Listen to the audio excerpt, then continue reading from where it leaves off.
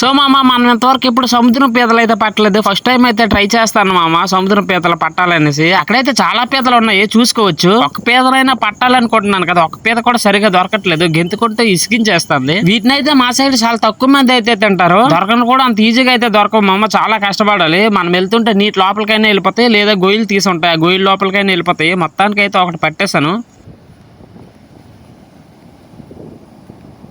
Hi మామ, చూడండి మావాడు పీత ఇప్పుడే పట్టుకుని వచ్చాడు. దీన్నే సముద్ర పీత అంటారు. ఇది కానీ బయట అమ్మితే చాలా రేట్ ఉంటుంది.